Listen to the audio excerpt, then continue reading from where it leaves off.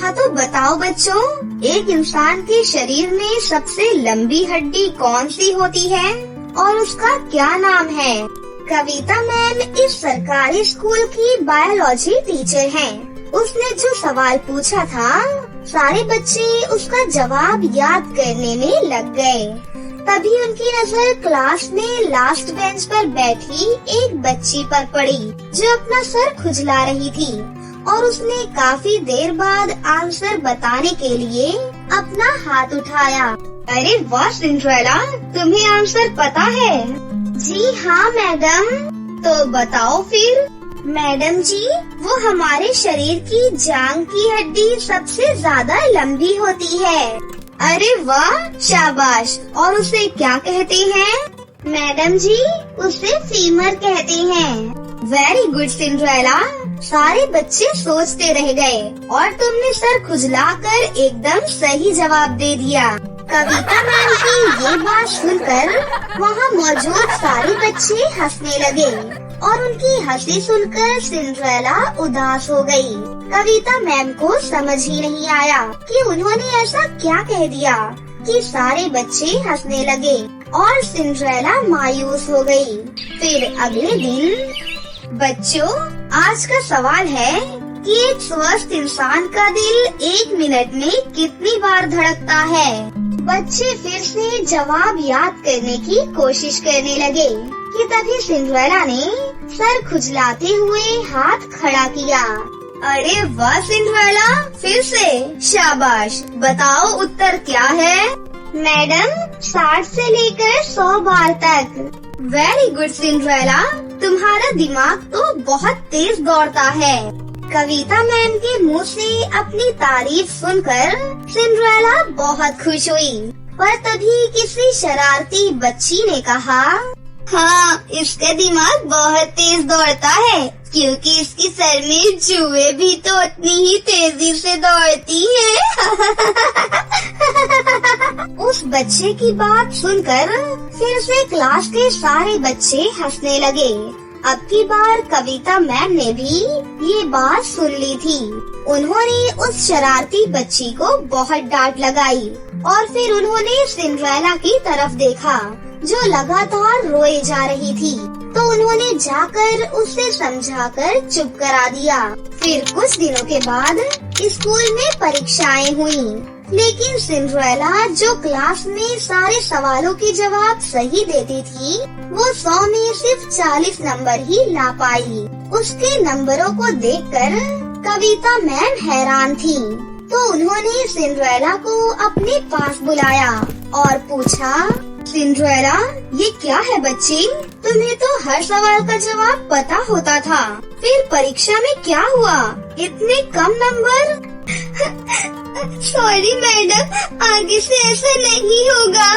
देखो, तुम रो मत। मुझे बताओ क्या दिक्कत है? तुमने पढ़ाई नहीं की थी क्या? मैडम जी, पढ़ाई तो बहुत की थी। मुझे पढ़ना भी पसंद है, लेकिन क्या? मैडम, ये जुएं मुझे पढ़ने नहीं देती। मेरे सर में बहुत सारी जुएं हैं, इसी वजह से मैं सारा दिन अपना सर खुजलाते रहती हूँ और इन जुओं की वजह से ही कोई बच्चा मुझसे बात नहीं करता और न ही कोई मेरे साथ बैठता है। सारा दिन वो लोग मेरा मजाक उड़ाते रहते हैं।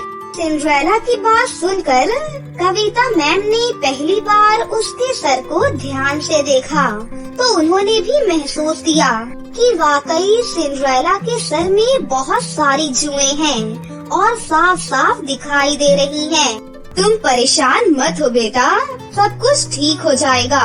तुम अपनी पढ़ाई पर ध्यान लगाओ और हाँ, कल अपने मम्मी पापा को अपने साथ यहाँ स्कूल लेकर आना। ठीक है मैडम जी। अगले दिन सिंड्रेला अपने माता पिता को स्कूल लेकर आई। नमस्ते मैडम जी। नमस्ते जी। मैंने आप दोनों को सिंड्रेला के बारे में कुछ बात करने के लिए बुलाया है।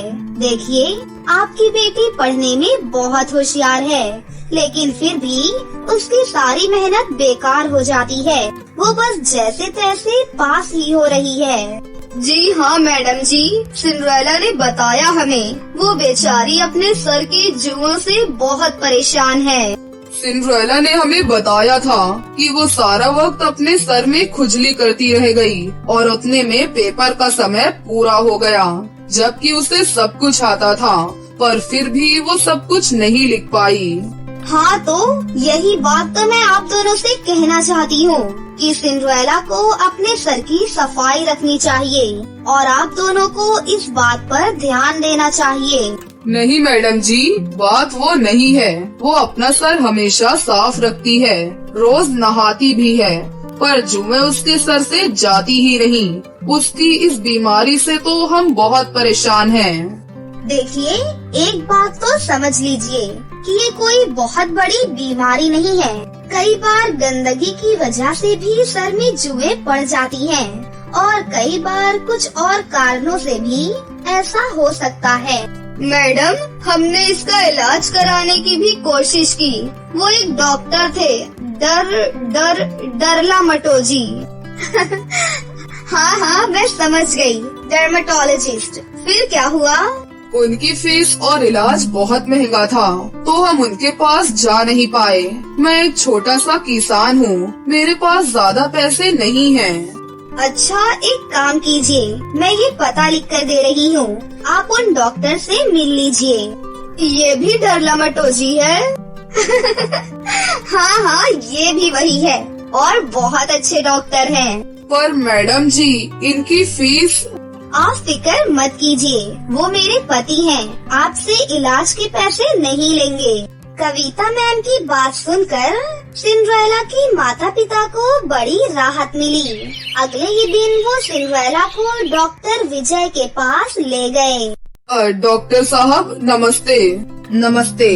डॉक्टर साहब, वो हमें मैडम जी ने भेजा है। अच्छा, तो आप सिंड्रेला के माता पिता हैं और तुम सिंड्रेला होगी, है ना? जी सर। आओ भाई सिंड्रेला, यहाँ मेरे पास आकर बैठो। देखिए तुम्हारे सर की हालत कैसी है। डॉक्टर विजय ने सिंड्रेला का सर पकड़ा और उसे अच्छे से देखा, फिर बोले, देखिए, ये गंदगी की वजह से नहीं है, बस थोड़ा सा इन्फेक्शन है। ये जुएं आम शैम्पू या घरेलू नुस्खों से नहीं जाएंगे। तो फिर डॉक्टर साहब, क्या इसका कोई इलाज नहीं है? अरे घबराइए नहीं, ऐसा कुछ नहीं है। मैं कुछ दवाई और लोशन लिखकर दे रहा हूँ, बाहर स्टोर से ले लीजिए। और हाँ, उन्हें कह देना कि मैंने भेजा है, तो वो आपसे पैसे कम लेंगे। डॉक्टर विजय और कविता मैम दोनों बहुत ही अच्छे इंसान थे। उन्होंने सिंड्रेला और उसके घर वालों की बहुत मदद की थी। अब सिंड्रेला वक्त पर विजय की लिखी हुई दवाइयाँ खाती और सर में लोशन भी लगाती। कुछ दिन बाद उसके सर से जुएं जड़ से गायब हो गयी। और फिर कई दिनों के बाद, नमस्ते मैडम जी। नमस्ते सिंड्रेला, कैसी हो? अरे वाह, तुम्हारे बाल तो बहुत ही प्यारे लग रहे हैं। हाँ जी मैडम जी, और देखिए ना, अब मेरे सर में एक भी जू नहीं है। डॉक्टर साहब ने और उनकी दवाइयों ने तो कमाल ही कर दिया। आखिर हस्बैंड किसके हैं? कविता मैम की बात सुनकर सिंड्रेला जोर जोर से हंसने लगी। कुछ दिन बाद स्कूल में फिर से परीक्षाएं थीं। इस बार सिंड्रेला ने पहले से भी ज्यादा मेहनत की और पूरा पेपर बहुत ही अच्छे से दिया। जब परीक्षा का रिजल्ट आया तो सभी लोग हैरान रह गए, क्योंकि सिंड्रेला पहली बार अपनी क्लास में फर्स्ट आई थी। और इस बार क्लास में फर्स्ट आई है सिंड्रेला, पूरे 98% मार्क्स के साथ। स्कूल के सभी बच्चों के साथ साथ उनके माता पिता और स्कूल का बाकी स्टाफ भी वहाँ मौजूद था। और ये देखकर सिंड्रेला के माता पिता की आंखों में आंसू आ गए और खुद सिंड्रेला भी खुशी से रोने लगी। शायद उसके माता पिता के साथ साथ उसने भी खुद से सारी उम्मीदें तोड़ ली थी, जो अब पूरी होते दिख रही थी। ये सब आपकी और डॉक्टर साहब की वजह से ही हो पाया है मैडम जी। आपका बहुत बहुत शुक्रिया। अरे नहीं बहन जी, आपकी बच्ची तो शुरू से ही होशियार थी, बस उसे थोड़ी सी मदद की जरूरत थी। आप बिल्कुल चिंता मत कीजिए, मुझे पूरा विश्वास है कि सिंड्रेला अपने जीवन में बहुत कुछ हासिल करेगी। हाँ मैडम जी, मैंने तो सोच भी लिया, मैं अपनी सिंड्रेला को एक डरला मटोजी बनाऊंगी। हाँ अरे मम्मी, डरला मटोजी नहीं, डर्मेटोलॉजिस्ट। सिंड्रेला की बात सुनकर वहाँ खड़े सारे लोग जोर जोर से हंसने लगे। कविता मैम भी बहुत खुश थी, क्योंकि उनकी थोड़ी सी कोशिश से एक बच्ची की जिंदगी संवर गई थी और उसके सपनों को पंख मिल चुके थे। बहुत सालों पहले की बात है। कृष्णापुर नामक एक गांव में दो बहनें शिखा और आरती अपनी माँ साधना के साथ रहा करती थी। आरती पढ़ने में बहुत होशियार थी और अपनी माँ के घर के कामों में भी उनका हाथ बटाया करती थी। वहीं शिखा बहुत ही आलसी लड़की थी और वो पूरे दिन बिस्तर पर पड़ी रहती थी। शिखा और आरती के पिता कैलाश की कुछ समय पहले ही इलेक्ट्रिक शॉक लगने की वजह से मृत्यु हो गई थी, जिसके कारण साधना को घर का खर्चा उठाना पड़ता था। साधना गांव के एक सेठ के यहाँ पर काम करती थी। सेठ साधना को काम के बहुत ही कम पैसे दिया करता था, जिसके कारण साधना को घर का खर्चा चलाने में बहुत सी दिक्कतें आती थी। कभी कभी तो तनख्वाह समय पर न मिलने के कारण उनके पास ऐसा समय भी आ जाया करता था जब उनके पास खाने के लिए कुछ भी नहीं होता था और वो सभी लोग भूखे पेट ही सो जाया करते थे। ऐसे ही समय बीत रहा था। एक दिन साधना सेठ के कमरे में सफाई कर रही होती है कि तभी गलती से उसके हाथ से सेठ का एक बेशकीमती गुलदस्ता गिरकर टूट जाता है। सेठ टूटे हुए गुलदस्ते की आवाज सुनकर गुस्से से उठकर खड़ा हो जाता है। तेरी इतनी हिम्मत कैसे हुई मेरा इतना महंगा बेशकीमती गुलदस्ता तोड़ने की? तुझे पता भी है कि ये पूरे 10,000 रुपए का गुलदस्ता था। जल्दी से मेरे 10,000 रुपए निकाल, नहीं तो मेरे घर से अभी के अभी निकल जा। कल से काम पर आने की कोई जरूरत नहीं है। सेठ जी, इतनी बड़ी रकम भला मैं कहाँ से लाऊंगी? आप तो मुझे केवल 2,000 रुपए ही महीने की पगार देते हैं। इतने में तो मेरे घर का राशन पानी बहुत मुश्किल से ही आ पाता है। मेरे पास तो 10,000 रुपए नहीं है। कृपया करके मुझे काम से ना निकालें। आप तो धनवान हैं।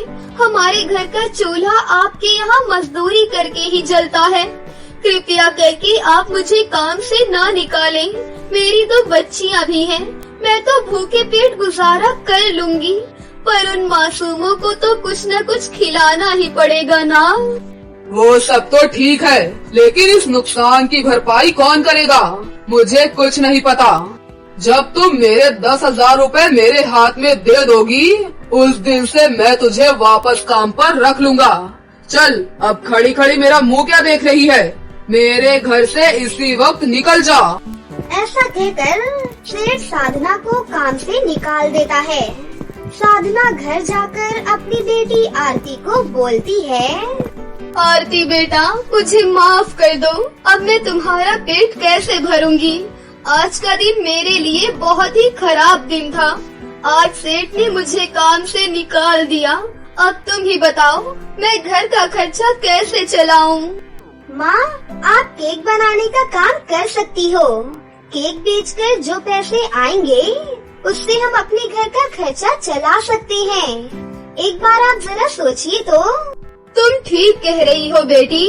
कल ही मैं शहर से सामान लाकर केक बनाया करूँगी। अगले दिन साधना अपनी बची हुई जमा पूंजी से बाजार जाकर केक बनाने का सामान ले आती है और घर चलाने के लिए घर में ही केक बनाने का काम शुरू कर देती है। साधना बहुत ही अच्छे केक बनाया करती थी, इसीलिए धीरे धीरे करके सभी गांव वाले उसके हाथों के बनाए हुए केक खरीदने लगे। गली गली केक बेचकर साधना बहुत मुश्किल से अपनी दोनों बेटियों का पालन पोषण कर रही थी। ऐसे ही समय निकल रहा था। लेकिन एक दिन एक बूढ़ी दादी साधना के घर रोटी मांगने के लिए आ जाती है और कहती है, बेटा कुछ खाने के लिए है? मैंने 2 दिन से कुछ भी नहीं खाया है, बहुत तेज भूख लगी है। साधना बूढ़ी दादी को घर में बिठाकर अपने हिस्से की 2 रोटी बूढ़ी दादी को दे देती है और उनसे कहती है, ये लो अम्मा, ये 2 रोटी ही है, आप इसे खा लो। आपने 2 दिन से कुछ भी नहीं खाया है, मैं कल खा लूँगी। फिर वो बूढ़ी दादी 2 रोटी खा लेती है। रोटी खाते ही वो बूढ़ी एक परी के रूप में बदल जाती है और कहती है, साधना बेटी, मैं एक परी हूँ और मुझे पता है कि तुम बहुत गरीब हो। तुम्हारे पास सिर्फ 2 ही रोटियाँ थी, लेकिन फिर भी तुमने वो रोटी मुझे दे दी। तुम दिल की कितनी अच्छी हो। मैं तुमसे प्रसन्न होकर तुम्हें एक जादुई केक बनाने की मशीन देना चाहती हूँ। ये लो, इस जादुई केक बनाने वाली मशीन से तुम्हारे सारे केक अपने आप ही बन जाया करेंगे और तुम उन केक्स को ले जाकर बाजार में बेच देना। इसी तरह तुम्हारी गरीबी के दिन भी दूर हो जाएंगे और तुम धीरे धीरे अमीर हो जाओगी। परंतु ध्यान रहे, कभी भी जादुई केक बनाने वाली मशीन का इस्तेमाल गलत कामों में मत करना और इस जादुई केक बनाने वाली मशीन से तुम्हारी जो भी कमाई हो उसका आधा हिस्सा गरीबों में बांट देना। इतना कहकर परी वहाँ से गायब हो जाती है। साधना उस जादुई केक बनाने वाली मशीन को परी का आशीर्वाद समझकर रख लेती है। फिर सुबह जब साधना उस कमरे में वापस आती है तो देखती है कि जादुई केक बनाने वाली मशीन ने तो बहुत सारे सुंदर सुंदर केक अपने आप ही बनाकर रख दिए हैं। साधना ये देखकर बहुत ज्यादा खुश हो जाती है और वो उन केकों को ले जाकर बाजार में बेचने निकल जाती है। केक इतने टेस्टी थे कि सभी लोग उसे जल्दी जल्दी खरीद लेते हैं और आज बहुत दिनों के बाद साधना की अच्छी कमाई हुई थी और फिर वो अपनी दोनों बेटियों के लिए स्वादिष्ट स्वादिष्ट पकवान लेकर घर पहुंचती है। ये लो मेरी प्यारी बच्चियों, आज तुम्हारी माँ तुम्हारे लिए ये चाट, पिज्जा, सैंडविच और बहुत सारे स्नैक्स लेकर आई है। जल्दी जल्दी इसे खाकर फिनिश करो, अब हमारे अच्छे दिन आने वाले हैं। और इस तरह वो अपनी दोनों बेटियों के साथ उसी घर में हंसी खुशी से रहने लगती है और जादुई केक बनाने वाली मशीन से जो भी कमाई होती थी वो उसका आधा हिस्सा गरीबों में बांट दिया करती थी। फिर कुछ दिनों के बाद वो लोग बहुत ज्यादा अमीर हो जाते हैं और हंसी खुशी से अपनी जिंदगी जीने लगते हैं। रिद्धि के पैदा होते ही उसकी माँ का देहांत हो जाता है। घर के सभी लोग रिद्धि को ही उसकी माँ के मरने का कारण मानते हैं और रिद्धि से सब लोग नफरत करते हैं। रिद्धि जब थोड़ी बड़ी हुई तो उससे घर का सारा काम करवाया जाने लगा। रिद्धि जब अपने जैसे बच्चों को स्कूल जाते हुए देखती थी तो उसे बहुत दुख होता था और जब रिद्धि के पिता ने दूसरी शादी की तो रिद्धि के दुख और भी ज्यादा बढ़ जाते हैं। रिद्धि की सौतेली बहन और सौतेला भाई स्कूल जाते थे। उन्हें बहुत अच्छे से और बहुत प्यार से घर में पाला जाता था। रिद्धि बहुत दुखी रहती थी। एक दिन रिद्धि ने अपनी सौतेली माँ से कहा, माँ, मैं भी स्कूल जाना चाहती हूँ और खूब पढ़ना चाहती हूँ। तू क्या करेगी पढ़ लिख कर? अगर तू स्कूल जाएगी तो घर का काम कौन करेगा? तेरा बाप। जा, घर बहुत गंदा पड़ा है, जाकर झाड़ू लगा। रिद्धि रोते रोते झाड़ू लगाती है। उस दिन वो पूरे दिन खाना भी नहीं खाती और अपनी माँ के फोटो के आगे बहुत रोती है। माँ, तुम कहाँ हो माँ? काश तुम मेरे पास होती, मुझे तुम्हारी बहुत याद आ रही है माँ। रिद्धि रोते रोते वहाँ सो जाती है। तभी सुबह सौतेली माँ के चिल्लाने की आवाज आती है। अरे ओ महारानी, कहाँ मर गई तू? अभी तक नहीं उठी, जल्दी उठ। रिधि घबराकर जल्दी से उठती है और भागी भागी अपनी माँ के पास पहुँचती है। क्या हुआ माँ? हुआ कुछ नहीं, तूने अभी तक घर की सफाई नहीं की है। अब जल्दी से झाड़ू उठा और पूरे घर की सफाई कर दे। मैं अभी बाजार से होकर आती हूँ, उससे पहले घर की साफ सफाई हो जानी चाहिए, समझी? जी माँ, हो जाएगा। फिर रिधि घर की सफाई करने के लिए झाड़ू इधर उधर ढूंढती है, लेकिन उसे झाड़ू कहीं नहीं मिलती। वो बहुत उदास हो जाती है। तभी उसे सोफे के पीछे एक चमकती हुई चीज दिखाई देती है। वो उसके पीछे जाकर देखती है तो वहाँ एक झाड़ू रखा होता है।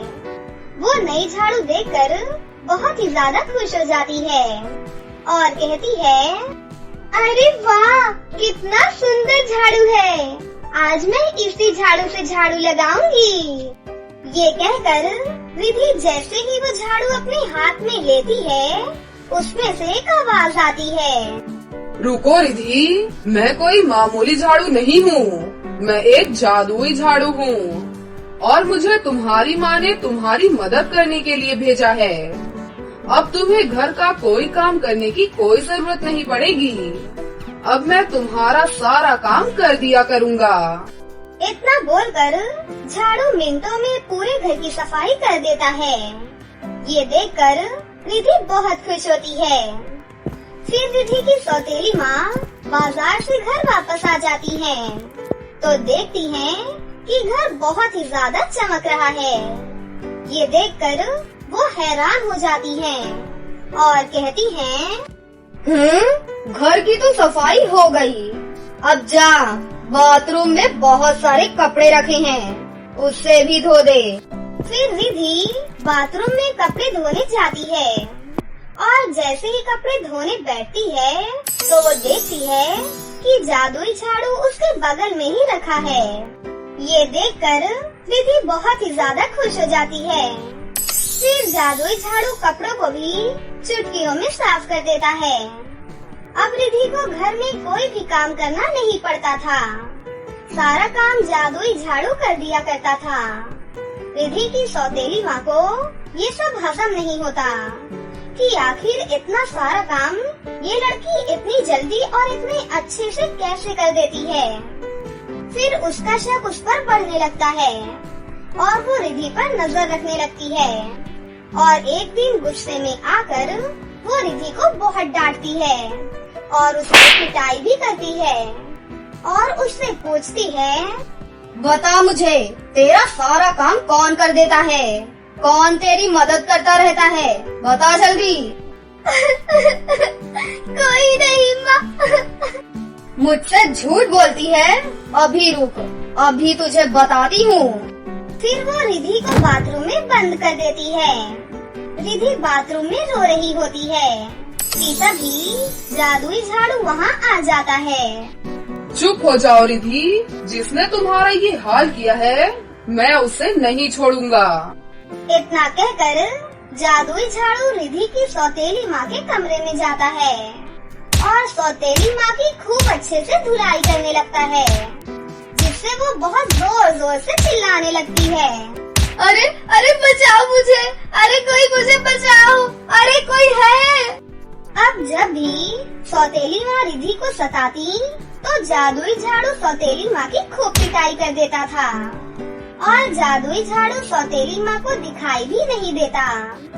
झाड़ू सिर्फ रिधि को ही दिखाई देता था। फिर एक दिन रिधि की सौतेली माँ रिधि को छत पर लेकर जाती हैं और उसे धक्का दे देती हैं। रिधि छत से नीचे गिर रही होती है कि तभी जादुई झाड़ू अपने जादू से रिधि को बचा लेता है और उसके सौतेली माँ को हवा में उल्टा लटका देता है और उसे भी छत से नीचे गिराने ही वाला होता है कि तभी रिधि कहती है, हे जादुई झाड़ू, तुम मेरी माँ को मत गिराओ, उन्हें चोट लग जाएगी। ठीक है रिधि, तुम कहती हो तो मैं इसे छोड़ देता हूँ। अगर इसने दोबारा तुम्हें चोट पहुँचाने की कोशिश की तो मैं इसे नहीं छोड़ूंगा। फिर रिधि की सौतेली माँ रिधि से माफी मांगती है। रिधि अपनी सौतेली माँ को माफ कर देती है। फिर रिधि की सौतेली माँ रिधि को कभी नहीं सताती और रिधि स्कूल भी जाने लगती है। फिर सभी लोग एक साथ हंसी खुशी से रहने लगते हैं।